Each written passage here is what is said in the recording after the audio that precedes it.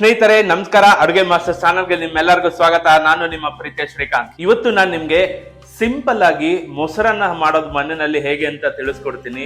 ನೀವು ಮದುವೆ ಮನೆಗಳಲ್ಲಾಗಿರ್ಬೋದು, ಇಲ್ಲ ದೇವಸ್ಥಾನದಲ್ಲಾಗಿರ್ಬೋದು ತಿಂದಿರ್ತೀರಾ ಇದನ್ನ. ಅಡಿಗೆಯವ್ರು ಮಾಡುವಂತ ಮೊಸರನ್ನ ಬೇರೆ ಲೆವೆಲ್ ಅಲ್ಲೇ ಇರುತ್ತೆ. ಸೊ ಅದನ್ನ ನಾವು ಮನೇಲಿ ಹೇಗ್ ಮಾಡ್ಕೋಬಹುದು ಇವತ್ತು ನಾನು ನಿಮ್ಗೆ ತೋರಿಸ್ಕೊಡ್ತೀನಿ. ಮೊಸರನ್ನ ಬಹಳ ವಿಧದಲ್ಲಿ ಮಾಡ್ಬೋದು. ಕೆಲವರು ಮಸಾಲೆ ರುಬ್ಬಿ ಹಾಕಿ ಮಾಡ್ತಾರೆ, ಇನ್ನ ಕೆಲವರು ಹಾಲಲ್ಲಿ ಅನ್ನ ಬೇಯಿಸ್ಕೊಂಡು ಮೊಸರನ್ನ ಕಲಿಸ್ತಾರೆ, ಇನ್ನ ಕೆಲವರು ಕಡಲೆ ಬೀಜನ ಪೌಡರ್ ಮಾಡ್ಕೊಂಡು ಹಾಕಿ ಮೊಸರನ್ನ ಮಾಡ್ತಾರೆ, ಇನ್ನ ಕೆಲವರು ಬೆಣ್ಣೆ ಹಾಕಿ ಮೊಸರನ್ನ ಮಾಡ್ತಾರೆ, ಫ್ರೆಶ್ ಕ್ರೀಮ್ ಕೂಡ ಹಾಕಿ ಮೊಸರನ್ನ ಮಾಡ್ತಾರೆ. ಸುಮಾರು ವಿಧಗಳಿದೆ. ನಾನಿವತ್ತು ಸಿಂಪಲ್ ಆಗಿದ್ರು ಚೆನ್ನಾಗಿ ಮೊಸರನ್ನ ಮನೇಲಿ ಹೇಗ್ ಮಾಡ್ಬೋದು ಇವತ್ತು ನಾನು ನಿಮಗೆ ತೋರಿಸ್ಕೊಡ್ತೀನಿ. ಸೊ ಬನ್ನಿ ಶುರು ಮಾಡೋಣ ಮೊಸರನ್ನ ರೆಸಿಪಿನ. ಮೊಸರನ್ನ ಮಾಡೋದಕ್ಕೆ ಒಂದು ಬಾಣ್ಲೆ ತಗೊಂಡಿದ್ದೀನಿ. ಬಾಣ್ಲೆಗೆ ಒಂದು ಸಿಂಪಲ್ ಆಗಿರುವಂತ ಒಂದು ಒಗ್ಗರಣೆ ಹಾಕೊಂಡ್ಬಿಡೋಣ.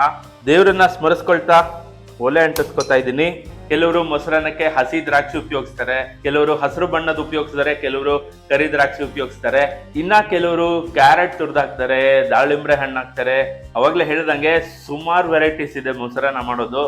ನಾನು ಹೇಳದಂತ ಎಷ್ಟೋ ವೆರೈಟಿಲಿ ಆಚೆ ಕಡೆಯಿಂದ ಸಾಮಾನು ತಗೊಂಬಂದು ಮಾಡ್ಬೇಕಾಗತ್ತೆ. ಇವತ್ತು ಮನೆಯಲ್ಲೇ ಇರುವಂತ ಐಟಮ್ಸ್ ಗಳಲ್ಲಿ ಮೊಸರನ್ನ ಹೇಗ್ ಮಾಡೋದು ತೋರಿಸ್ಕೊಡ್ತೀನಿ. ಬಾಣ್ಲಿ ಕಾಯ್ತಾ ಇದೆ. ಮೊದಲಿಗೆ ಎಣ್ಣೆ ಹಾಕೊಳ್ಳೋಣ. ನಾನಿಲ್ಲಿ ಸತ್ವ ಫುಡ್ಸ್ ಅಂಡ್ ಬೆವರೇಜಸ್ ಅವರ ಕೋಲ್ಡ್ ಪ್ರೆಸ್ ಕಡಲೆಕಾಯಿ ಎಣ್ಣೆ ಹಾಕೊಳ್ತಾ ಇದ್ದೀನಿ.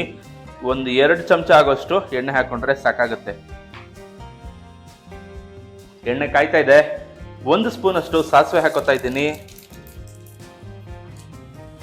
ಸಾಸಿವೆ ಚೂರು ಸಿಡಿಬೇಕು ನೋಡಿ. ಸಾಸಿವೆ ಸಿಡಿತಾ ಇದೆ. ಅರ್ಧ ಚಮಚ ಜೀರಿಗೆ ಹಾಕೊಂಡಿದ್ದೀನಿ. ಖಾರಕ್ಕೆ ಒಂದು 3 ಮೆಣಸಿನ್ಕಾಯಿ ಹಾಕೋತಾ ಇದ್ದೀನಿ. ಒಣಮೆಣಸಿನ್ಕಾಯಿ ಒಂದು 4-5 ಹಾಕೊಂಡಿದ್ದೀನಿ. ಇದನ್ನ ಒಂದ್ಸಲ ಬಾಡಿಸ್ಬಿಡೋಣ.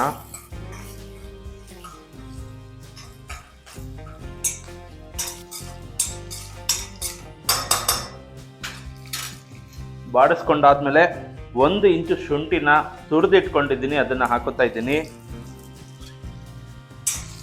ಶುಂಠಿನೂ ಒಂದ್ಸಲ ಬಾಡಿಸ್ಕೊಳ್ಳೋಣ. ಒಳ್ಳೆ ಫ್ಲೇವರ್ ಕೊಡುತ್ತೆ ಶುಂಠಿ ಹಾಕಿದ್ರೆ, ಹಾಗಾಗಿ 1 ಇಂಚಷ್ಟು ಶುಂಠಿ ಹಾಕೊಂಡಿದ್ದೀನಿ.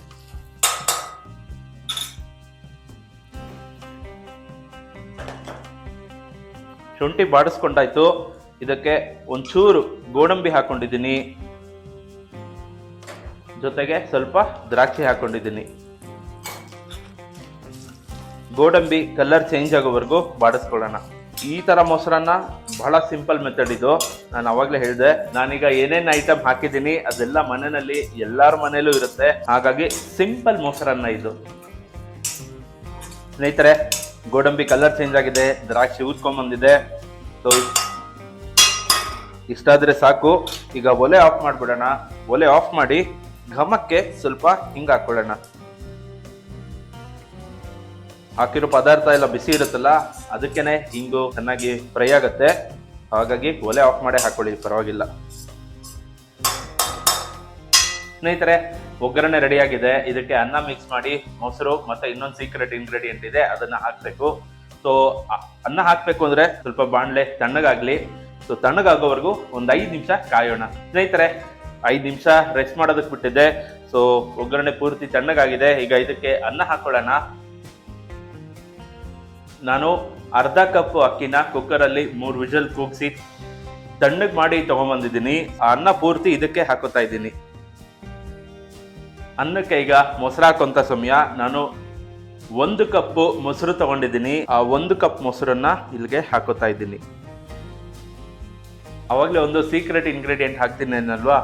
ಸೊ ಈಗ 1 ಕಪ್ ಮೊಸರು ಹಾಕಿದ್ದೀನಿ. ಅದೇ ಜಾಗಕ್ಕೆ 1 ಕಪ್ ಹಾಲು ಹಾಕೋತಾ ಇದ್ದೀನಿ. ಗಟ್ಟಿ ಹಾಲು, ಅದನ್ನ ಕಾಯಿಸಿ ಆರಿಸಿ ಹಾಕೋತಾ ಇದ್ದೀನಿ ಇಲ್ಲಿಗೆ.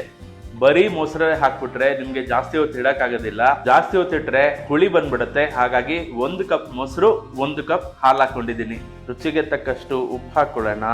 ಇದು ಆಪ್ಷನಲ್ಲು, ಬೇಕಾದ್ರೆ ಹಾಕೊಳ್ಳಿ, ಇಲ್ಲ ಸ್ಕಿಪ್ ಮಾಡಿ.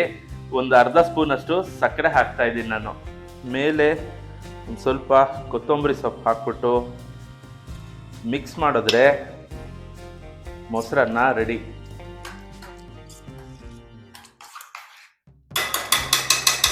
ಸ್ನೇಹಿತರೆ, ಮೊಸರನ್ನ ರೆಡಿ ಆಗೋಯ್ತು. ಸೊ ಇದನ್ನ ಈಗಲೇ ತಿನ್ಬಾರ್ದು, ಒಂದು ಅರ್ಧ ಮುಕ್ಕಾಲು ಗಂಟೆ ಇಲ್ಲ 1 ಅವರ್ ಆದ್ರೂ ರೆಸ್ಟ್ ಮಾಡಕ್ ಬಿಡ್ಬೇಕು. ಯಾಕಂದ್ರೆ ನಾವು ಇದಕ್ಕೆ ಹಾಲು ಹಾಕಿದೀವಲ್ಲ, ಸೊ ಅದು ಸ್ವಲ್ಪ ಹೆಪ್ಗಟ್ಬೇಕು ಮೊಸರು ಜೊತೆ ಮಿಕ್ಸ್ ಆಗಿ. ಹಾಗಾಗಿ 1 ಅವರ್ ರೆಸ್ಟ್ ಮಾಡಿ ಆಮೇಲೆ ಆರಾಮಾಗಿ ತಿನ್ಬೋದು ಇದನ್ನ. ಸೊ ಇದಾಗಿತ್ತು ಒಂದು ಸಿಂಪಲ್ ಮೊಸರನ್ನದ ರೆಸಿಪಿ ವಿಡಿಯೋ. ಐ ಹೋಪ್ ಈ ವಿಡಿಯೋ ನಿಮ್ಗೆ ಇಷ್ಟ ಆಗಿದೆ ಅಂತ ಅನ್ಕೋತೀನಿ. ಇನ್ನು ಬಹಳ ವೆರೈಟೀಸ್ ಇದೆ ಮೊಸರನ್ನ ಮಾಡೋದು. ಸೊ ಒಂದೊಂದೇ ನಿಮ್ಗೆ ಮುಂದಿನ ದಿನಗಳಲ್ಲಿ ತೋರಿಸ್ಕೊಡ್ತೀನಿ. ಸೊ ವಿಡಿಯೋ ಇಷ್ಟ ಆಗಿದ್ರೆ ಲೈಕ್ ಮಾಡಿ, ಫ್ರೆಂಡ್ಸ್ ಅಂಡ್ ಫ್ಯಾಮಿಲಿ ಜೊತೆ ಶೇರ್ ಮಾಡಿ, ಮನೆಯವರೆಲ್ಲ ಸೇರಿ ಒಂದ್ಸಲ ಈ ತರ ಮೊಸರನ್ನ ತಿನ್ನೋಡಿ. ತಿನ್ಬಿಟ್ಟು ಹೇಗ್ ಬಂತು ನಂಗೆ ಕಮೆಂಟ್ ಅಲ್ಲಿ ತಿಳಿಸಿ ಅಂತ ಹೇಳ್ತಾ ಮುಂದಿನ ವಿಡಿಯೋದಲ್ಲಿ ಇನ್ನೊಂದು ಹೊಸ ರೆಸಿಪಿ ಜೊತೆ ನಿಮ್ಮ ಮುಂದೆ ಬರ್ತೀನಿ. ಅಲ್ಲಿವರೆಗೂ ನಮಸ್ಕಾರ.